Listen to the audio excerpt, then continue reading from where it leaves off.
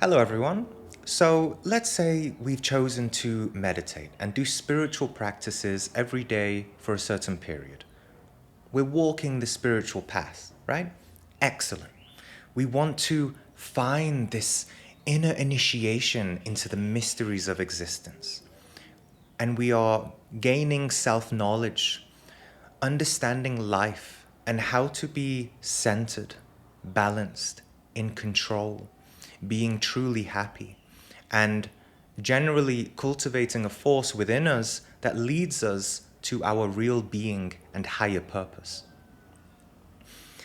But then one day, the external world moves, makes noise, things happen, and it requires your action and participation.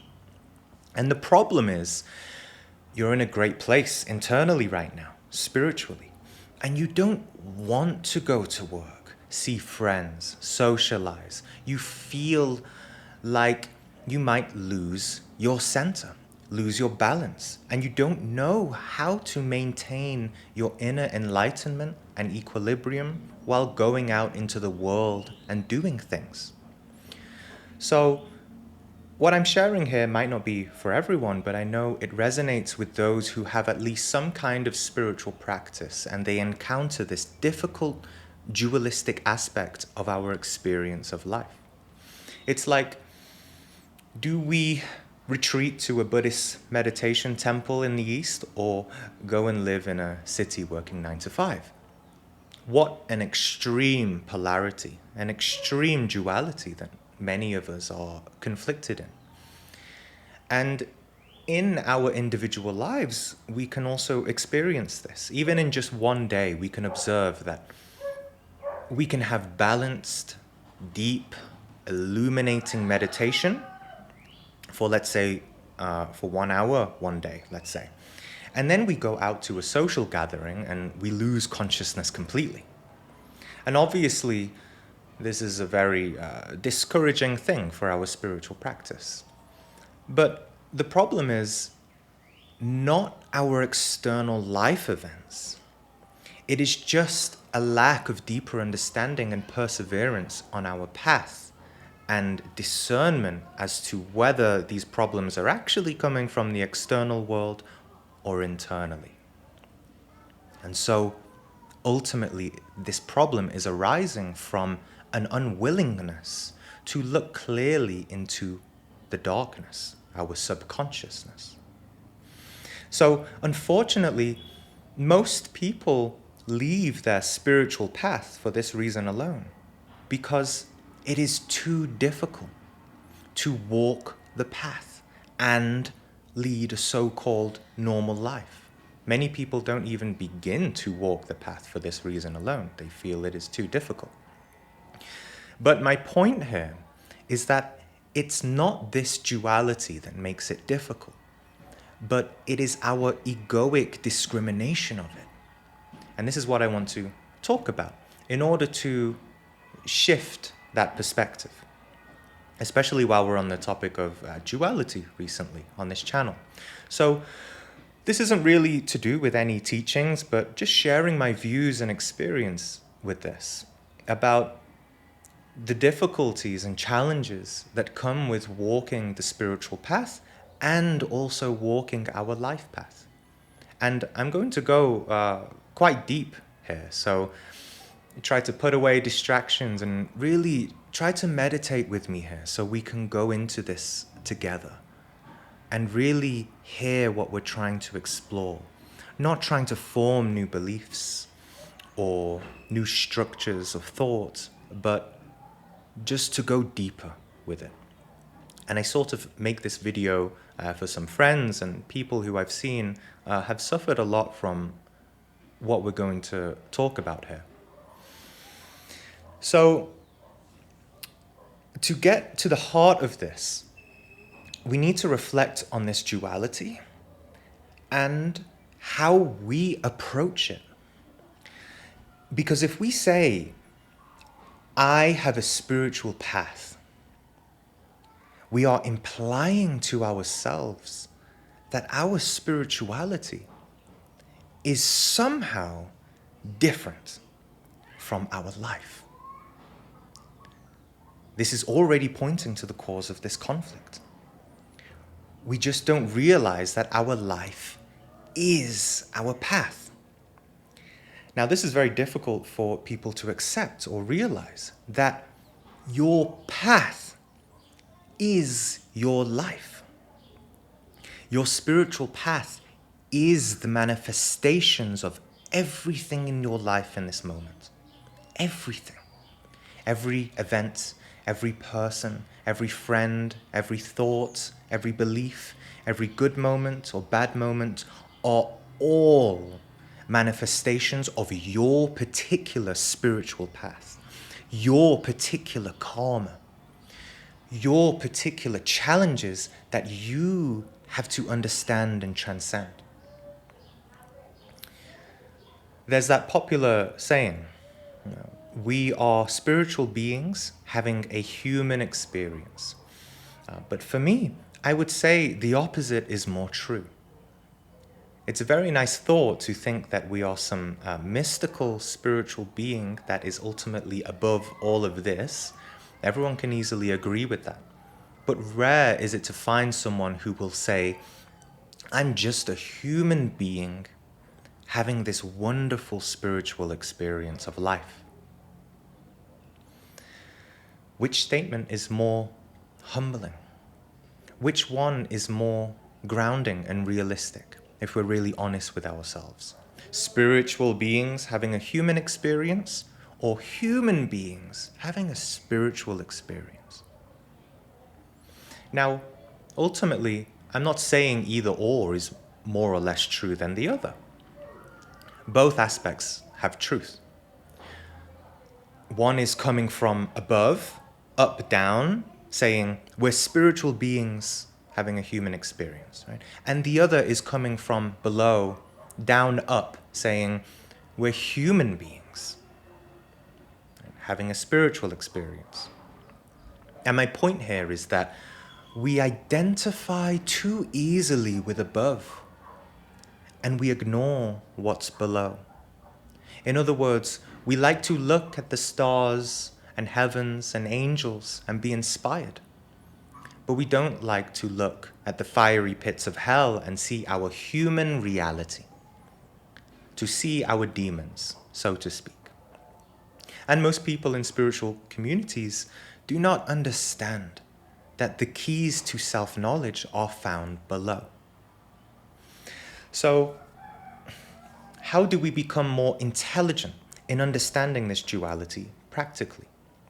Well, my main point here is that as soon as you begin to discriminate between the spiritual world of angels, heavens, gods, bliss, samadhi, etc., and the material, mundane, earthly world of suffering, then this distinction alone between these two worlds creates this inner conflict, especially by identifying with one or the other and not finding the more middle way, the more narrow way between them and how they work. So to clarify and go deeper with this, I'm not saying that we should not distinguish between these two worlds. They are very real, the spiritual world and the material world. But by understanding them both more intimately and how they work together, we can begin to live in a space of consciousness that knows how to handle both harmoniously in one's life. So to stay clear, what we're talking about here is the ability to experience the bliss of being in the being, in meditation or whatever, and also knowing how to suffer consciously out in the world at the same time. Because it's the external world that can show us, through our sufferings and egoic reactions, what darkness still lies within. So that we can see what egoic patterns remain within our vibration, so that we can eventually clean it up. And so many people ask this question: how can I master my ongoing practice while remaining in the worldly things?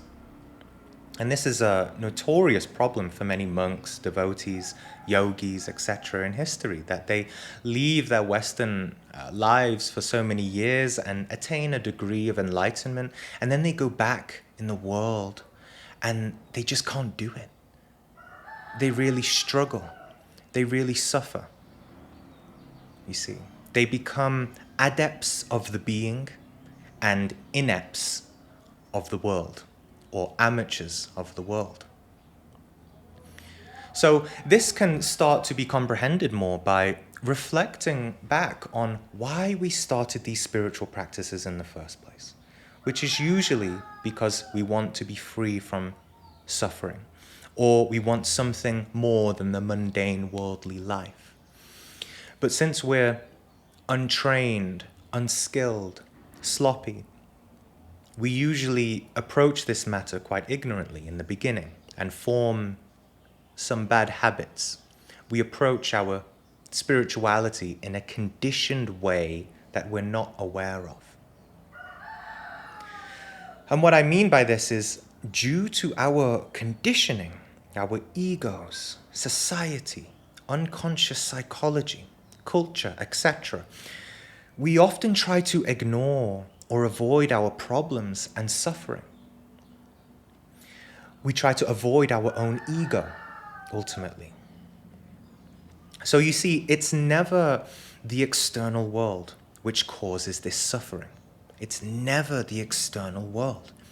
But it's only ever our own projections and reactions to life that make us suffer.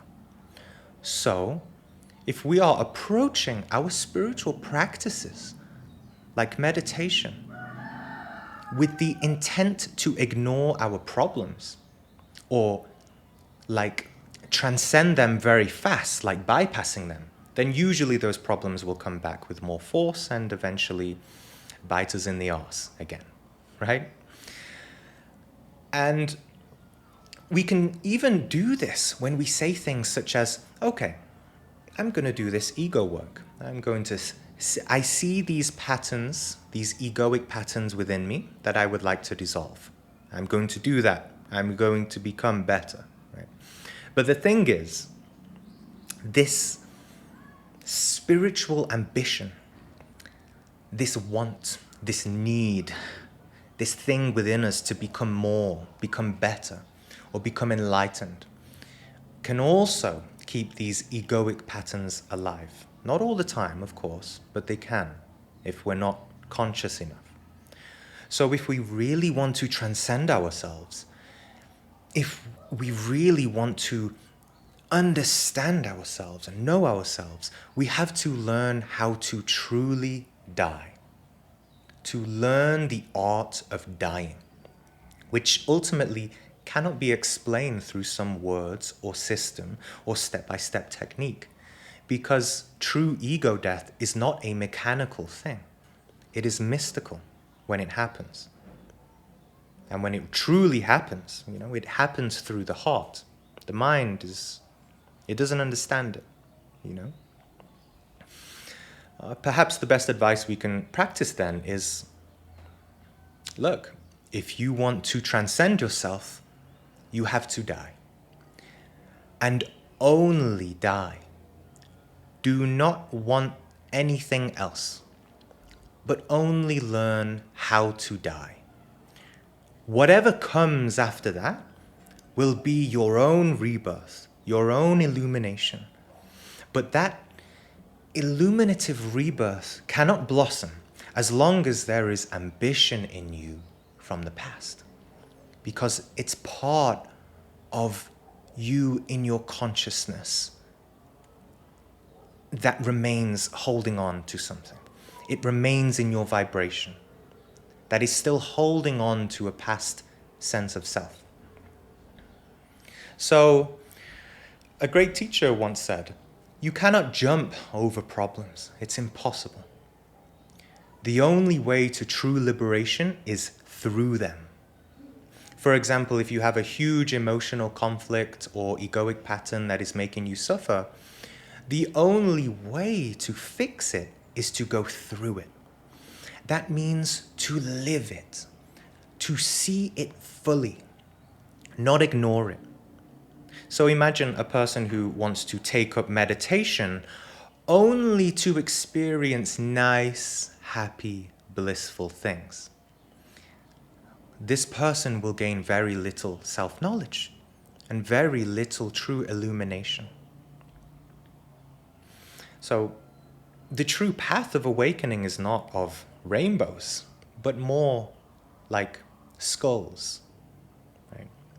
It's not so much about finding happiness. We can do that quite easily, to find happiness, but it's a temporary, fleeting happiness. We have to go through the door of psychological death in order to find true happiness. Okay. So in the Gnostic teachings, there's a saying, live your karma consciously, because you cannot avoid it. This means pay attention to it. Pay attention to your life. Be aware of all things, all ego, all thoughts, all emotions, etc., without resistance, without judgment, without personal preference, without moral beliefs, without reaction to what you perceive internally, but just see it. So what I'm trying to get at is, through meditation and spiritual practices, there is the possibility to psych ourselves into our own imagined version of perfection. This is not real perfection. This is not real absolute. It is imagined absolute. It is a scheme of the mind. It is a planned egoic projection of what we think enlightenment is. And it's like we create a cave within ourselves that we run away into. And it's a part of us that we shut away from the world. And imagine if you identify too strongly with this, how are you going to relate to the world? Right? So everyone's talking about the benefits of meditation, and I'm talking here more about the possible risk of it, let's say, for advanced practitioners, of creating this bubble in ourselves where we try to maintain some perfect ideal of what we think we should be because of what we read from some master or teaching, instead of being what we should actually be in accordance with our life and in accordance with the intuition from our inner being. I've seen this in myself and many Gnostic students too, that we get very caught up in following a doctrine blindly without any of our own understanding and experience. This is fundamental. All beliefs are useless until you have your own experience. And I'm not saying meditation should not be practiced. It should. We need meditation. But it is just a teaching on carefulness. That's all. All I'm saying here is to be careful. Be mindful. And always reassess what your goal is, what you want, and why you're doing what you're doing. This whole problem could be compared to like dipping our toes into mud. And when we feel we're just a little bit dirty, we start to clean ourselves with spiritual practices, protections, mantras, prayers, etc. And we repeat this process of when we see dirt, we clean it, without never really knowing what that dirt is and where it came from. When actually, if we want to get rid of the mud once and for all, we have to jump fully into the mud. We have to jump fully into the world, fully into our life, in order to really know it, and thereby eventually transcend it, so that the patterns of mud don't enter our field anymore. So you see, we're always trying to be good, trying to be perfect, trying to be better, trying to be something more. But we don't understand that to actually achieve that, it requires knowing how to truly let the dirt be first, and then eventually die. Because our consciousness begins to grow, and it is inevitable that this dirt will go. But as long as we accept it first. So to come back more to this duality of experience that we have, we could say our life is like holding our worldly, mundane, egoic self in one hand and holding the absolute in the other. Ego in one hand, absolute in the other. And it's not about necessarily identifying with either or, but learning to reside in the being that encompasses both. Ego and divinity, both understood through the being's intelligence. So, and it's not that ego is bad. Ego has nothing to do with morality. It is not a bad thing. It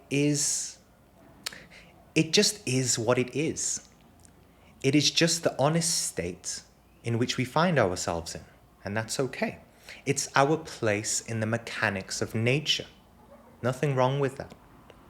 And the absolute is the highest of the highest reality, where only one law exists. Very elevated. It's a perfect unity. The highest Godhead, so to speak. The highest possible territory of consciousness, that is. And these two are very different things that we must learn to see and discern very clearly in our lives. We have to be extremely honest with who we are and what we are as our worldly self. And that level of honesty comes from looking at ourselves transparently through the pure light of the absolute. Because if you look at yourself without the light of your inner being, then it's like you look at yourself through your own ego and you create more unnecessary conflict. It's like many egos holding broken mirrors, reflecting back at itself, and things can get messy, things can get dark and more complicated. But the light of the pure awareness is easy. We can see ourselves very clearly in this way. So what I'm saying here is that the worldly self is imperfect, and that's okay. It is imperfect. And divinity, our being and our connection to it, that is what is perfect. So hold imperfection in one hand and perfection in the other. Samael Aun Weor expressed this beautifully throughout his life. He's one of the only teachers that gives this wonderful perspective. He said many times, "I'm just a worthless worm in the mud of the earth. This worldly self, this person, this temporary persona, this personality you see before you is worth nothing. It's just cosmic dust, and to dust it will return. But the being, the inner real being, the inner master, the inner God within oneself is worth everything, is worth the whole cosmos." This is an incredibly sublime and beautiful and liberating type of self-realization to have and enable such detachment in oneself.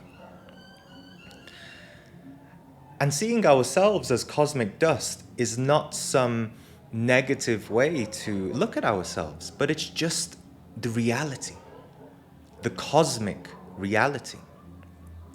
A very beautifully profound reality, much more real and grounded than the usual self-image that we carry. But the problem in the beginning is we're trying to get the worldly self, right, to identify with the absolute as if it is the absolute. Right? But it's not. It's a much, much lower density or expression of it, It's not it. Or in other words, to try and say that mud is light, right? But it's not, Light will dissolve the mud. But that takes time. If we don't first humble ourselves, we will see that at the end of the day, we're still our old worldly self that we need to work through. And if we see our worldly self for just what it is, and accept it for what it is, fully, only then can the ego gradually wane. This is what Krishnamurti meant when he repeatedly said, there can only be true change when the observer is the observed. Right? There's no difference anymore between what you perceive and the perceived phenomena of internal elements. Because as long as you remain only as the observer, like an outsider to yourself, without actually knowing and being the observed, then that split between observer and observed remains. And again, this all takes time. One day we can go back fully into the absolute, but not while we are full of crap, you see. If you try to do that, it's like walking up to the great majestic door of the absolute, asking to come in, and it will just kick you back to earth, saying, you don't see the dirt that you carry. Like, go home and have a shower and come back in a decade or two. The path takes time. The best thing the Buddha ever said was, the greatest prayer is patience. And this is the inner meaning of be patient for the coming of the Lord. Meaning, be patient for your Lord within, your inner being, to awaken and provide you with illumination. Be patient. The Lord, Atman, does not crystallize in impatience.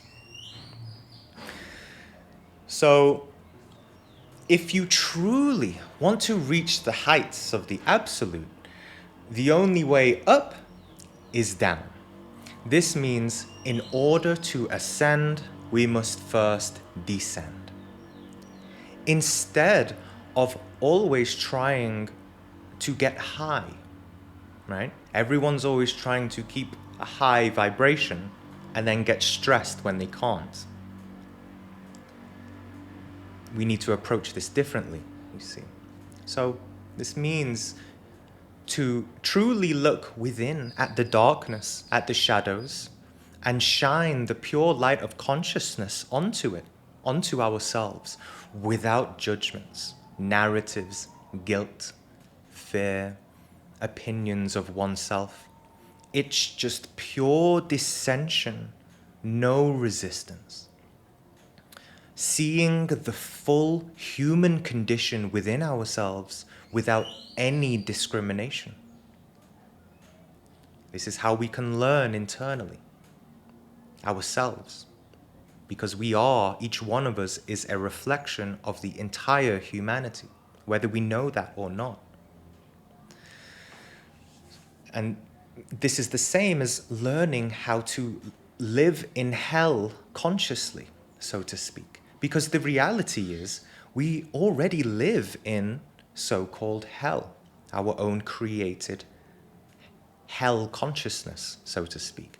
But because of this desire to ascend and be more, we don't see this inner reality yet properly. We're blinded by this desire. So in this way, to truly see yourself, the ego, the darkness, we can know the good and the bad. And through that, we learn what is true, what reality is, what truth is, beyond good and evil. The problem is, nobody wants to do this. 99% of the population does not want to descend, to do the real work. Nobody likes the truth, right? Nobody wants to look in the mirror of truth because nobody likes ugliness, right? It doesn't sell in the Western world. Everything has to be beautiful and attractive, right? So nobody wants to look in the mirror truthfully without our own projections, but rather just stay in the subjective imagined dream of what we think is good, what we think is heaven, what we think is enlightenment. Our thoughts, ideas, concepts of heaven are conditioned by the darkness, and it's only by illuminating darkness that you find real heaven, eventually. So you see, we use these words but don't really understand what they mean. So, my main advice or teaching here is to learn to live with full acceptance of your worldly person, your worldly self. And to do that, we need the connection to our being, as if it is always with us, even when we are unconscious, always watching us, like a silent, invisible friend who's secretly behind us, watching and endowing us with light.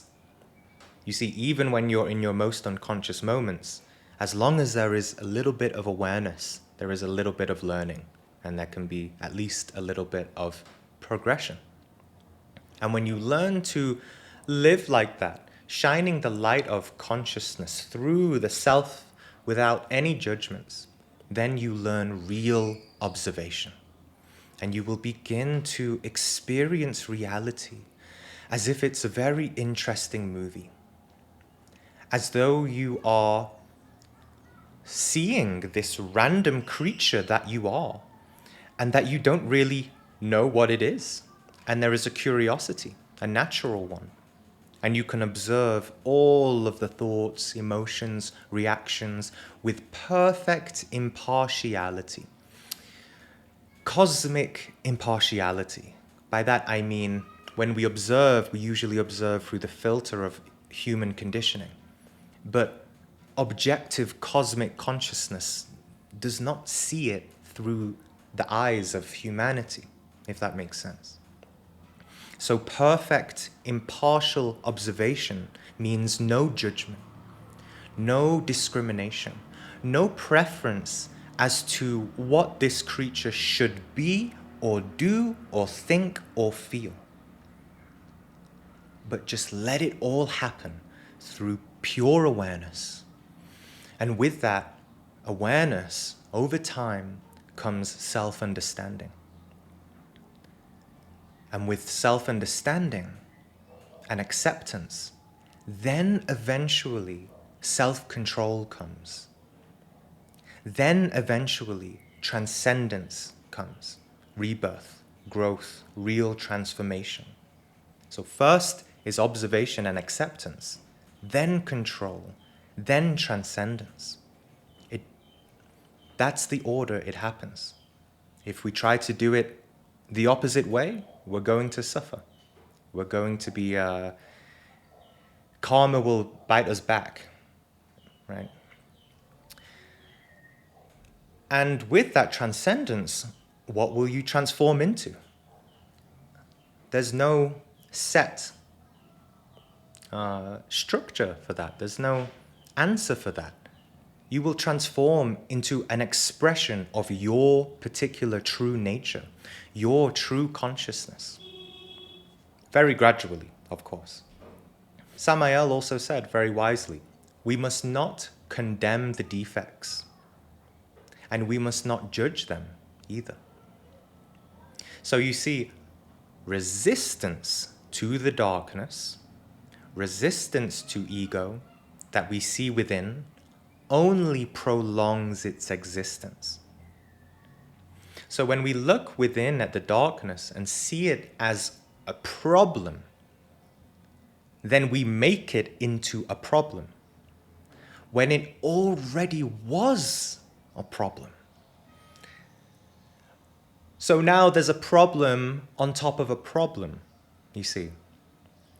Because first it was there, and now we see it and create this extra relationship with it, giving it opinions, labels, mental strategies to try and overcome it, moral feelings, etc.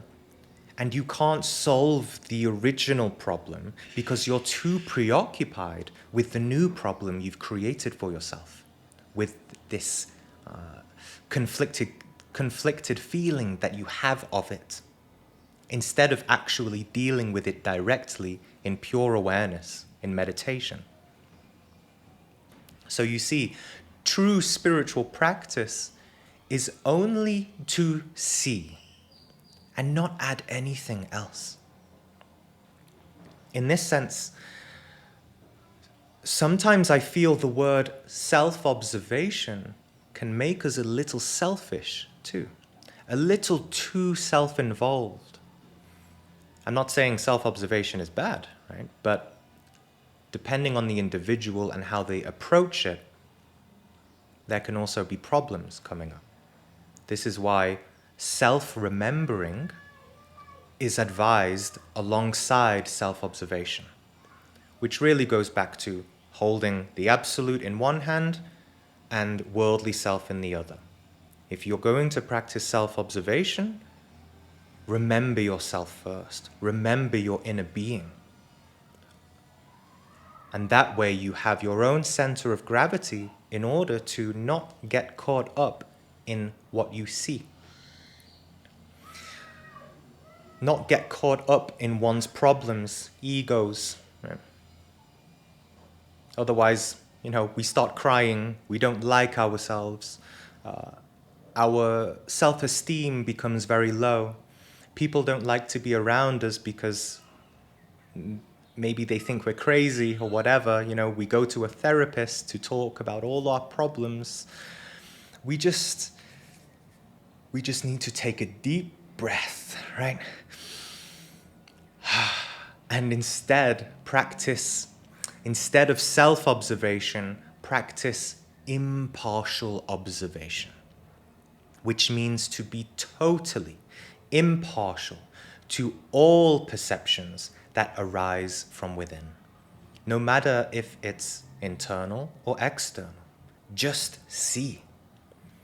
Yes, be impartial to the external world and observe there, but the internal perceptions are always primary because it's those perceptions that we project onto the outer world. And the beauty in the heights of this practice is when we realize that this pure observing awareness is no different from love, from this force of love, this thing that we call love. The light of pure awareness is love. Attention is love. And this is something completely different from self-love. Self-love is artificial because it is formed in the mind. But love as pure awareness from your being is from beyond the mind. One is self and love, and the other is just pure love. And it's this pure love of pure, impartial, objective observation that allows us to critically analyze our own inner world without the messy haze of emotional identification. So I hope this is a little helpful for some of you, friends. And some of you might ask, why does this dualistic experience even exist in the first place? And I'd say because it is necessary. It is necessary for you to experience yourself, for the self to have the opportunity to experience. And for that, this whole play of duality is necessary. It's not something we can avoid, it's just something we have to master. For the self to experience self-realization in the most intense and best possible way, for you to see what you have to discover through all the manifestations of your own life. So my advice is go out into the world and discover yourself. Don't run away from problems, from people, from situations. Maybe you have to. Maybe your intuition tells you to. In some cases, that's okay. But generally speaking, first we must pay attention. We must know why we make the choices that we do, not based on ignorance, but on knowledge and self-inquiry. That's the only way to progress. Not over it, but through it. Right? So go out into the world and discover yourself. Because it's difficult to discover oneself only by sitting in meditation. We need both, meditation and the world. We need the world and we need the being. And it is through friendships, relationships, interacting with others that we can see and observe our egos through our many psychological processes, especially things such as reactions, conflicts, negative emotions, unconsciousness, etc. Okay, so I hope this helps some people to move past all of this and accept life for what it is, a grandiose journey of self-discovery. And my advice is stop seeing the path as separate from life. Hold the absolute in one hand and your worldly self in the other. And don't stress. Breathe, meditate, find the being. Let your meditation be constant, whether sitting in stillness or while you're out in the world. And enjoy life and enjoy dancing with the movements of duality.